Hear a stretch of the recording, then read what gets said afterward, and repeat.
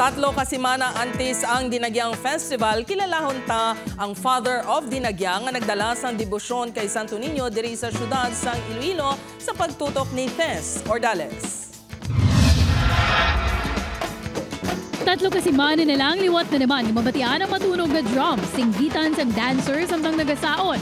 Kag syempre ang feels nga dala sang paghanduraw sa pagabot ni Senyor Santo Niño sa kabuhi sa mga Ilonggo. Pero kabalo-kabala kapuso nga ang tanan nagumpisa sang pagtapak sang Augustinian nga pari nga si Father Ambrosio Galindez sa syudad sang Iloilo. Humalin sang tuig 1967 si Father Galindez na nagserbe bilang school director sa San Jose Parochial School kagintukod sini ang Cofradia de Santo Niño de Cebu Iloilo Chapter.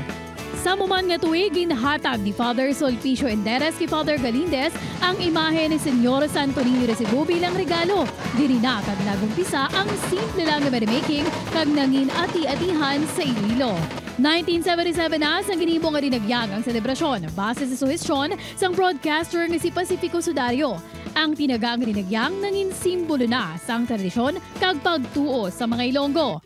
Bilang pagdumdom sa Father of Dinagyang, sa November 13, 2018, ginpahamtang ang monumento ni Father Galindez sa nawalang nga bahin sang San Jose Placer Church sa tubang sang Adoration Chapel, Tess Ordales. 1 Western Visayas. Mga kapuso, opening salvos ang kasadyahan sa Kabanwahanan, ginahiwat subong sa Iloilo City. Ini ang gintutukan ni Zen Kilantang Sasa. Nanging madinuagon ang ginpatigayon nga kasadyahan sa Kabanwahanan opening salvo subong nga hapon. Siyam ka mga tribo ang nagpasundayag sang performances sa mga banwa sa Iloilo Freedom Grandstand.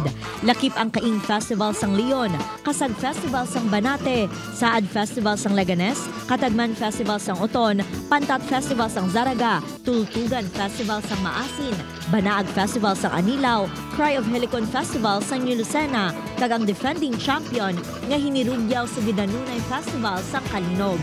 Gintambungan sa mga opisyales sang syudad kag probinsya sang Iloilo ang aktibidad na isa sa highlight event sang Dinagyang Festival 2024.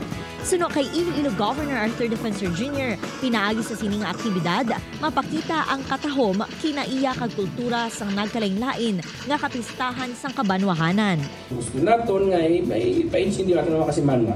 Kasadyan sa Kabanwahanan is the fun, foodie, friendly festival of festivals.